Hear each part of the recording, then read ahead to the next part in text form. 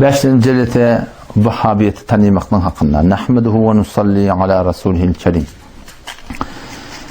Dertimiz barıqlı Vahhabiyetten. Mantığı Türkmen Sehra'da hormatlı ustadların biri Vahhabiyet tanımaktan hakkında her bir yedi tuğlaniyeti var mı? O zaman Vahhabiyet deyip korkuyan dadi sınırımın korkmalı da. Yani Hudayım beni nemettir, her nemi ölçümsüne, düşümsüne, düşüntüne tert yelde, son Vahhabi diye. O şu Hudayım beni'nin ayttiyan adının %90'sı doğru Hanefi mezhebi tert yani. Şu ayttiyan adı falan zaten Vahhabi, falan zaten Vahhabi. Terdiden meriyöne şu Vahhabi adı tarife inni koyup var yerlerini. Ne diyorlar? Bidgatıyla diğerlerini. Bir de onun ettiyen işlerine bidgat dedik de şimdi şu kefini önünde örttü oldu tamaşa. Toydan sonra tamaşa ama oraktan sonra hoşa diye de ince meyil Vehhabi dik gedili ona öyle kabul etmeyen adamlara. Şimdi yok. Şimdi bir suat yanımın Ustad-ı Muhterem Ternahun takdir tanı cevap veren meri bir indi Vehhabi gurrun koydular ni. Şimdi ne? Bidgati deyip oldu. Halbuki bidgat ettiyen öğleri. Ya, bidgat ettiyen öğleri ona bidgati deyip oldu. Mubtedak diyen kişi oluyordu. Tıbrağın başında her kim halen kefine ihtiyar da oturuşmana geldi kimin bidgatiyle kim bidgatiyle belli olacak şeyden sonra belli oluyor da orta aşıtınla gurla orta aşıtınla harlar namart aşıtınla gurlar savaş kurup kılıç parlar düşman görülmeyen yerde düşman yok oturan yerine halen kefine idvati şeyden hemen meydana gelden aytyansın molda kimin mubtedaglığı kimin ehli bidgatlığı kimin bidgat etiyerliği kim şeriatta yok tatlı sokak diye fetva verir şöyle belli olacak da. Ne gelmeyenler? Şu bilyerler alıp parayla doğru derler. Şu an 3 nefer münazara geldi biliyor. Düşünmeyen geldi şu bakıyorlar. Doğru mu kadip örnek var ha? Akmada hun takdir tana düşünmeyen geldi şu örnek var. Doğru mu kadip? Hadara hun nurudi örnek düşünmeyen geldi şu. Doğru mu kadip? O takdirlerini buradan böyle kullanın. Lap Kur'an'ına itmeliyip yevm mutir bir de iş verdi. O otur da bir sana yevm mutir diyenler. Onu da izah eder. Ahir yevm mutir kim ona? Yevm diyen laf getirdi dedi. Yani Muhammed sallallahu behelke şu Hudayım beni de ezzet burada da aydıptır. Şu öğlenirken ananıttır şu. Mesela münazara gelende belli oldu ki ha bizim ayetlerini cüretlemiştik. Ama bula ne dedik gelmeye? Bula bilyerli doğru değerlerini. O giyilti saçılacak da sondan çekiliyerler.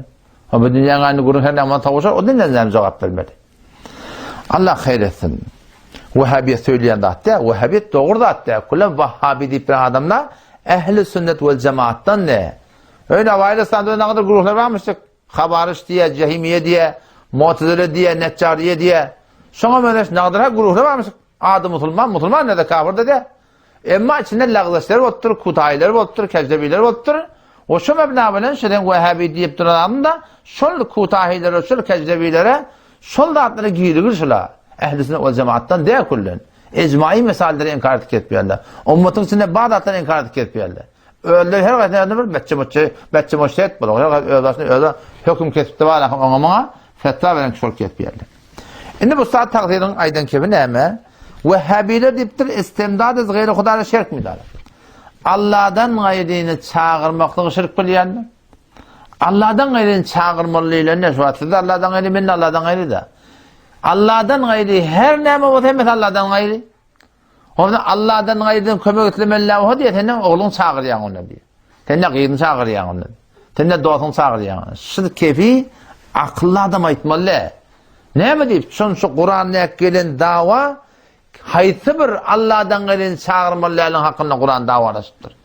Sen şu dünyada de dira adamların içinde de senin havarsız adamlar sen çağır da sen şu var. Bir adam gelip bir hal kim kâlin başında. Sen oturan yerinde var akışın çağırtan. Adamlar sana ne mi diyor? Senin haber yok kim senin niyede. Sen şu var şu dünyada sen yanında yaşap bir adam. Böyle yaşap bir adamın senin havarsız olanına gidiptir deşüyü oturan yerinden ayal saydım dedi yanında. Senin haber yok. Kim çağırıyor ola? Deşüyü de diyor diye de. Senin haber yok. Sen şu dünyada havarsız adam çağıran da sana var aklı yük yaptır diye. O adamlar ki o dünyaya gidiptirler. Sen bu dünyadan kullan kat bol oluyor. Bu dünyada sen haberleri yok. Senin oturanda şunu çağırmalı. Ki ne misin? Ol Hudaya etsin. Meger Hudaý tebarek we taala şu dünýäň padşahlary ýanak bir padşa mı oňa sözüň getirjek bolsaň sen bana sen falany sen Hudaýa eder diýe. Men şu ataňa doga edip berdi ýanna. Edem. Men şu atan falany gel kömekleş diýip aýdamda sen gördüň mü ýarynda. Men haýtan senden tarapdan sen doga edip falany sen doga edip berdi ýanna. Men diýmeýän ki falany sen Hudaýa eder. Doga edip berdi ýanna nagatan. Men sen çağırýan sen Hudaý çağıryp diýen gurun aýdylan akyn. Oşun sözüm çaşdyrmaýyn. Allahdan gaýryn çağırmalar diýilende hem şu dünýäň adamlary hem dinin hakynda hem ölüň hakynda bir habarlar çağırmalar diýilýär Kur'an. Wa men adallu mimmen yed'u min dunillah. Kim gomrahraktır ol bir adamdan ki Allah'dan gaýryn çağırýar. Yed'u min dunillah. Da'a yed'una wa tamara bula ibadet mana alýar. Hem ýerde ibadet mana bolana. وَمَنْ أَضَلُّ مِمَّنْ يَدْعُو مِنْ دُونِ اللّٰهِ Kim gomrahrak ol bir adamdan ki Allah'dan gaýryn çağırýar. Allah'dan gaýryn çağırmalar mı? O günne günahı diýen anan çağırtdyň, oğlun çağırtdyň, gyzyn çağırtdyň. Zor bir köpek geçipdiň kim? Allah'tan näme diýär? Men la yestecibu lehu birin çağırýar. Ke la yestecibu lehu şoň işiniň uğruna giderak diýär. İlâ yevmil kıyame. Kıyamet gününe şoň çağırdan senden ýasan diýär, sen işini bitirmeýär diýipdir. O näme diýip? وَهُمْ عَنْ دُعَائِهِمْ غَافِلُونَ O çağırıyorlar, gafil haber yok dedi Hudaýda. وَمَنْ أَضَلُّ مِمَّنْ يَدْعُو مِنْ دُونِ اللّٰهِ مَنْ لَا يَسْتَجِيبُ لَهُ إِلَى يَوْمِ الْقِيَامَةِ Kıyametine senin çağırın cevap vermiyor. O ne mi diyeyim? Biri hem ola, ne mi ola? Allah Teala haberi yok şöyle diyor. Onun için habersız çağırmalarını sana kurulma. Odan sen şu habersızı, haberle Allah bilen bilen her yerden dağdığını isteyen, feryadını isteyen, sesini isteyen çağırsan, ama Allah millet Nevi rahmetullah'dan sonra yaptırırsın. Mecmuatul Fetavatında 27. seferinde geliyor. Hada raculun fasidul akide diyor. Akidesi fasidçil adam dedi. Bel yoksa aleyhil kofursun dininden çıkmak da mümkün değil. O ne diyeyim? Fe inne sema'al evliya min ba'idin leyse bi thabitin.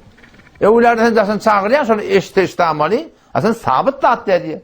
O vakti sabit diye bulunun sonra ne çağırmılın? Yok. Hudaý eştir amali. Hudaý Teala Kur'an'ı eşmeye diye koyuptur. Ne? Bizim fukahalarımızda kullen sabit diye atıyor koyuptur. Sen niyen Hudaý eştir amali? Bu kim ki anılmışlardı? Allah Teala ve in ted'uhum la yesma'u du'akum. Çağırdanız eşitmeýärler diýipdir. İsa aleyhisselam, Ozer aleyhisselam ferişteler eşitmeýärler. Walaw semi'u falan eştada mastajabu lekum. Icabet yok. Sizin işiniz doğrulamaýar olur diýipdir. O şu daýdan o da Hudaý eşitmeýär diýipdir. Hanefi mezhebi fukahalarda evlerdesin çağırýardyň. Ýöne oturup aklyňy ýorma bolsa, onu kitap näme gerek? Onu Kur'an näme üçin getdir? Şeriat näme üçin getdir? Onu mezhep diýip näme tutki adyp ketýärdiň. Hanefi mezhebi ulamalardan hem diýe fe innes sema'al awliya min ba'idin leyse bi sabitin. Evlerden daşyn çağırýan sabit de eşitmekligi. Öyle eşitmeýäniň hakynda kabryň döwünde gurulma. Kabryň ýakyndan peýgamber de eşitene. Ýok, Hudaý eşittirem oli. Men heýran şoňa. Hudaýyň öz aýdynlygyny ilmi. Hanefi mezhebi fukahalar aýdynlygyny ilmi. Ya şu gödüňe döneyle delil yok da Hudaý eşittirem. Delilin aýtdan, han Hudaýyň aýdany, han peýgamberiň aýdany, han şeriatyň aýdany, han fukahalyň aýdany. Otam şu taýda musulmandan wada Allah'dan gaýryn bir adam şu forum çağırsa ki her zaman her ýerde ödünden habarly bilipdi, men teslim etipdi, men ýagdaýyndan habar bar diýip şu Hudaýdan gaýryn çağırmagyna şoňa şerke bu Hudaý diýerler. Yani fi medem gaýryn Allah melek Nevi rahmetullahi aleyh edipdir. Allah melek Nevi rahmetullahi bir şahsiýet ki şun Türk meselede şoňa etimad edilmese, aslında hücreler var ýörtüp bolmaýar. Kitap da okuýup bolmaýar. Sizler muteber alim aýdypdyr şonu. Otam şu taýdan elbetde ha bir gurulma nauz billah. Bir adamyň müşrik ya kafir diýende, emma şu agide şirk. Sen Hudaý bilen deňedipdi onda. Şirk diýerler näme? Allah'ın bir has sıfaty bar. Sen şol mahluga berýärdiň. Delil näme? Delil ýok. Hudaý berse ber amali. Nauz billah geçenki adamlar bar, ola Hudaý bar hem şerik getirýärlemişdik. Bulan delili yok. Bulan näme? Bulan çok delili yok. O gurulma Hudaý yok diýerler. Hudaý berse ber amal diýerler, bilýän? Şu köp ýanyň şu taýdan tewekkülner bolar endişemaýa, gewniň iýberme her haýda zaýa. Barçanyň da endi qadir Hudaý Allahdan öňe götürýän bolma. Töňjüň daýan bir Allah bolan, aýtaň ya Allah öwliýalaryň hormatyna, peýgamberleriň hormatyna, şeýitlaryň hormatyna men dogam kabul et, aýtaň şunaýt. Şundan ewadyp öwliýalar çağırdyň, musulman dogan şunyň hatar ýol. Allah tebaraka ve tawfik bersin. Wassalamu aleykum we rahmetullah.